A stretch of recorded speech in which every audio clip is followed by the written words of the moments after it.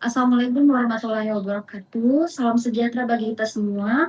Shalom, Om Swastiastu, Namo Buddhaya, dan salam kebajikan. Selamat datang teman-teman semua di podcast Berakhlak.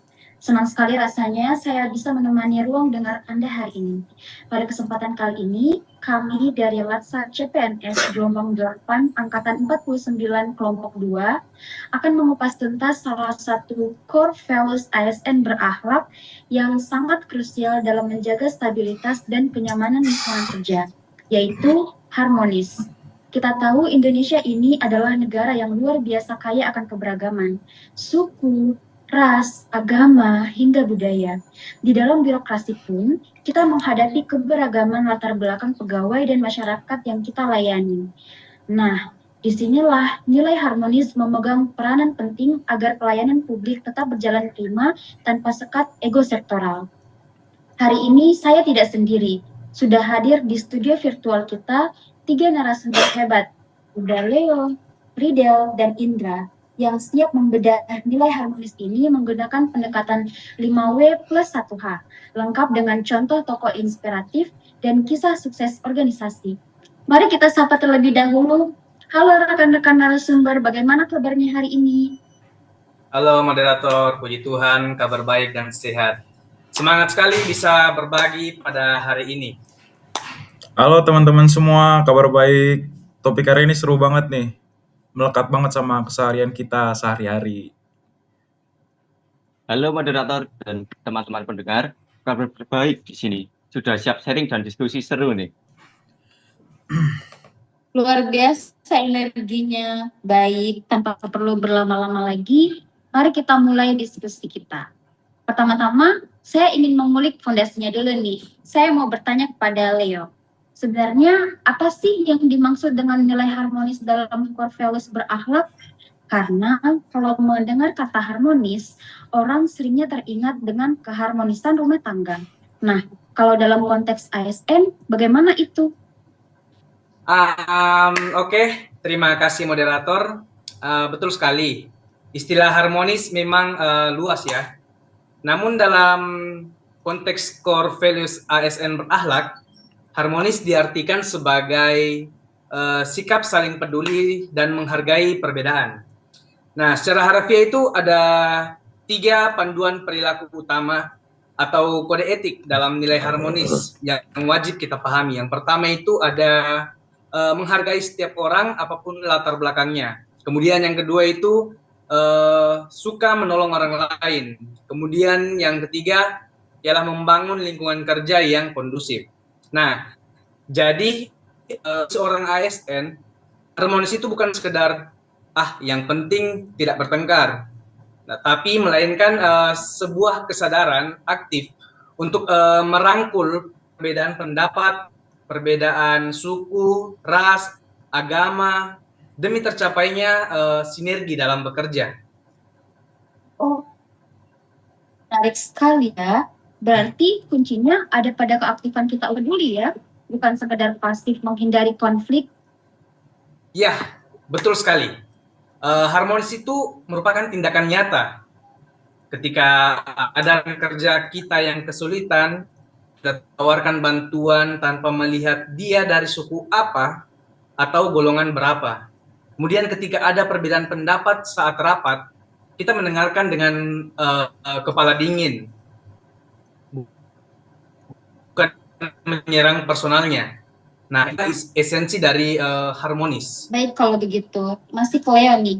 Apa sih nilai harmonis ini begitu krusial dan sangat penting bagi?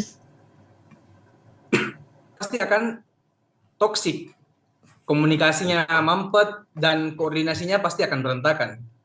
Kemudian jika internalnya saja sudah tidak harmonis, dampaknya akan langsung terasa ke masyarakat. Pelayanan publik akan melambat. Yang harmonis, nah oke, kenapa penting? Menurut saya karena ya kita ASN adalah perekat dan pemersatu bangsa. Jadi bayangkan jika di dalam satu instansi pemerintah, pegawainya terkotak-kotak karena ada perbedaan suku atau sudut pandang. Lalu terjadi saling sikut. Apa yang terjadi? Suasana kerja jadi toksik. Komunikasi mampet dan koordinasi pasti berantakan. Nah, jika internalnya saja sudah tidak harmonis, dampaknya akan langsung terasa ke masyarakat. Pelayanan publik akan melambat, penuh ego dan masyarakat yang akhirnya dirugikan. Sebaliknya, jika lingkungan kerja yang harmonis, itu akan membuat energi kita habis untuk berinovasi dan melayani, bukan habis untuk konflik internal. Nah, suasana kondusif inilah yang melahirkan produktivitas yang tinggi. Menurut saya begitu. Berarti suasana hati yang damai di kantor itu linear ya, dengan kualitas pelayanan publik yang diberikan ke masyarakat. Ya, sangat linear. Masyarakat akan merasa nyaman jika dilayani oleh aparatur yang pembawaannya sejuk, ramah, dan solutif tanpa membeda-bedakan. Mungkin begitu dari saya. Baik, terima kasih ya Leo atas pendapatnya. Sekarang saya mau beralih ke Ridel nih. Oke. Terkait penerapan nilai harmonis ini, siapa aja sih yang sebenarnya wajib menerapkannya di lingkungan birokrasi? Apakah ini beban untuk staf bawah saja atau bagaimana, Ridel? Oke, kalau menurutku sih jelas ya jawabannya tuh semuanya tanpa terkecuali. Mau dari CPNS yang baru, P3K, pegawai senior, pejabat struktural, fungsional, sampai jajaran paling tinggi, atau kalau di kita mungkin di KPA atau kepala kantor. Malah justru pimpinan tuh memegang peranan paling vital sebagai role model. Kalau pimpinannya bisa mengayomi semua bawahan secara adil tanpa ada anak emasnya itu atau pilih kasih, maka suasana harmonis tuh ke bawahnya akan tercipta dengan sendirinya. Sebaliknya juga kita sebagai pegawai junior atau CPNS juga harus menghormatin semua yang senior dan membuka diri buat mau belajar. Jadi itu udah tanggung jawab kita semua. Menurut aku gitu, Suci. Baik, Ridel. Lalu dan di mana saja nilai harmonis ini kita harus implementasikan? Apakah hanya saat jam kantor bergulir begitu saja? Kalau menurutku sih nilai harmonis tuh ya nggak kenal waktu, nggak ada batasannya. Malah harus setiap saat dan di mana aja. Kalau nanya kapan, ya bukan cuman waktu kita duduk di kantor aja di meja kerja.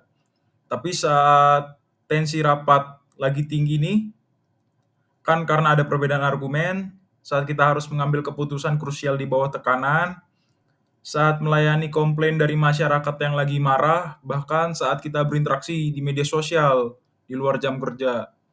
Terus kalau di mana, menurut aku di seluruh tempat kita ada di lingkungan kementerian pusat, dinas daerah, sekolah, rumah sakit, puskesmas, sampai ketika kita sedang ngelakuin penyuluhan di lapangan atau berbaur sama kegiatan sosial masyarakat, identitas kita sebagai pembawa kedamaian harus selalu melekat menurut aku, Suci. Bagus, luar biasa ya. Jadi jangan sampai di kantor terlihat sangat harmonis, tapi di kolom komentar media sosial malah hobi memicu pertengkaran atau menyebar ujian kebencian gitu ya, Ridel. Iya, bener banget. Kalau kayak gitu itu namanya harmonis semu. Harmonis yang sejati itu sudah harus jadi karakter kita dan refleks dalam perilaku kita sehari-hari. Menurut aku gitu. Baiklah, kalau gitu untuk memberikan gambaran yang lebih nyata nih, apakah menurut kamu ada sosok atau tokoh bangsa di Indonesia gitu yang bisa kita jadikan inspirasi dalam merefleksikan nilai harmonis ini? Kalau kita bicara tokoh yang paling harmonis, salah satu figur yang melekat di masyarakat menurut aku Gus Dur atau Pak Abdurrahman Wahid. Gus Dur ini bapak pluralisme Indonesia. Beliau itu mendedikasikan hidupnya untuk merajut keharmonisan di atas segala perbedaan suku, ras, dan agama. Beliau juga selalu membela kaum minoritas, Suci, mendengar kelompok yang terpinggirkan dan meruntuhkan tembok diskriminasi. Salah satu kutipan beliau yang paling terkenal nih, kita yang menampar kita semua lah. Tidak penting apapun agamamu atau sukumu, kalau kamu bisa melakukan sesuatu yang baik untuk semua orang nggak pernah akan tanya apa agamamu. Nah, bagi ASN, bagi ASN, dedikasi Gus Dur ini adalah potret nyata bagi bagaimana kita ngerangkul semua golongan tanpa harus pandang bulu demi keutuhan bangsa. Menurut aku gitu, Suci. Bagus banget ya, berarti Bapak Gus Dur ini, kisah Gus Dur ini benar-benar ngajarin kita ya bahwa Benar. harmonis itu lahir dari kemanusiaan yang adil dan beradab. Terima kasih ya Ridel atas Sama-sama, Suci. pendapatnya. Sekarang kita beralih ke teman kita yang ketiga nih, Indra. Menurut Indra nih, dari aspek praktisnya, bagaimana sih cara sederhana menerapkan nilai harmonis ini di organisasi? Dan apakah ada instansi yang sukses karena merawat nilai keharmonisasian ini? Baik, terima kasih moderator. Nah, kalau kita bicara how atau cara menerapkannya, sebenarnya bisa kita mulai dari perilaku-perilaku kecil yang sering dianggap sepele. Nah, cara penerapan yang pertama yaitu kita menjadi pendengar yang baik. Nah, jadi ketika saat rekan kerja kita berbicara atau menyampaikan sebuah ide, dengarkan dulu sampai selesai. Jangan langsung dipotong atau didebat secara emosional.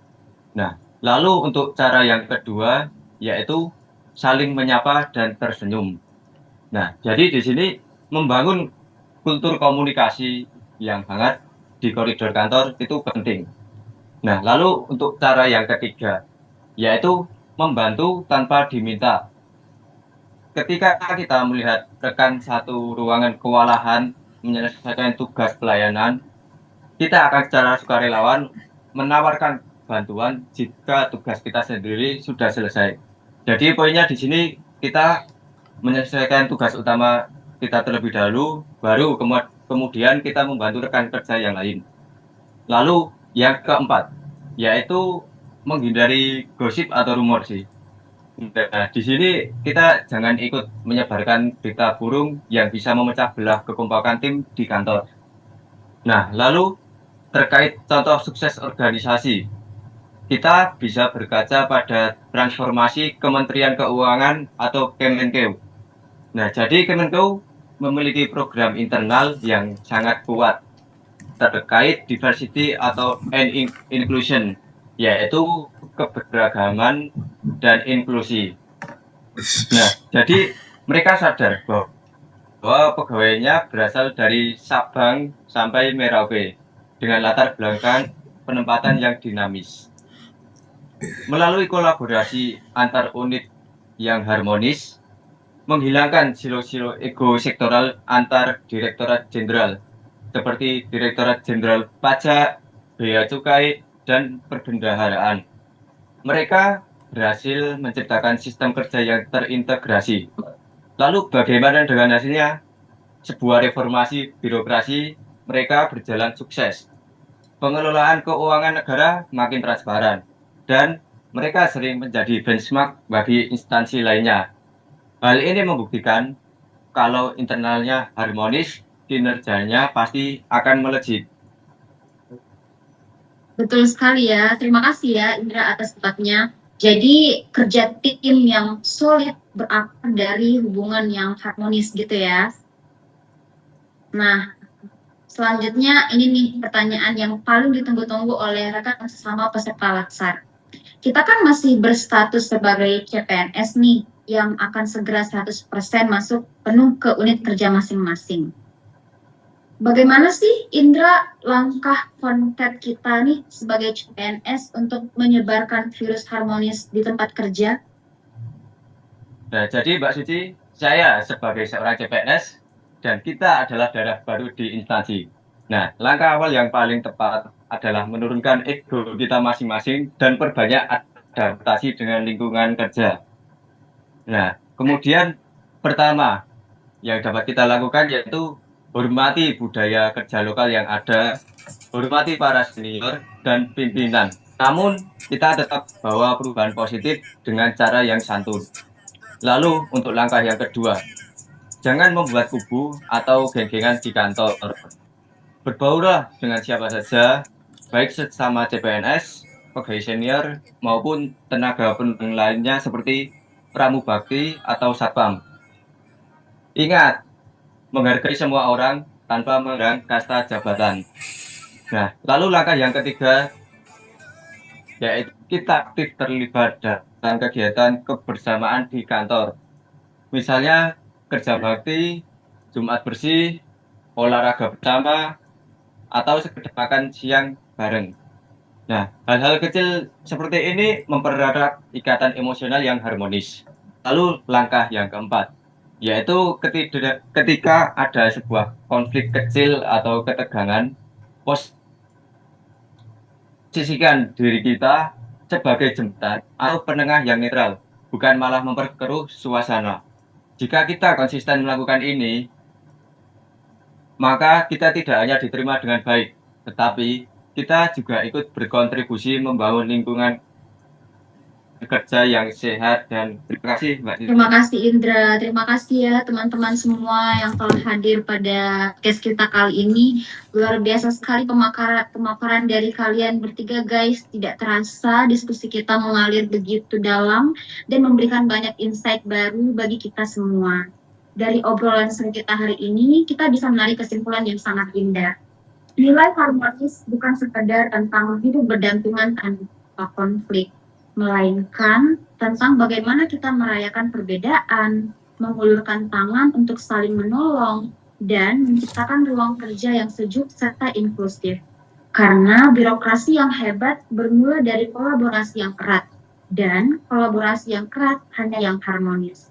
Semoga kita semua sebagai calon-calon ASN masa depan mampu menginternalisasikan nilai harmonis ini dalam setiap embusan nafas pelayanan kita kepada bangsa, negara, dan masyarakat.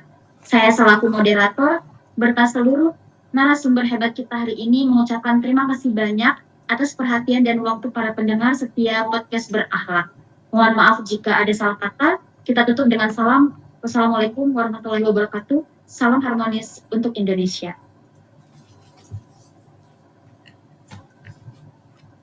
Sudah. Oke. Udah Berapa menit tadi? berapa menit itu guys? The recording has stopped. Berarti harus di end dulu ya Zoom-nya baru bisa dilihat. Ya, di end dulu baru bisa dilihat. Coba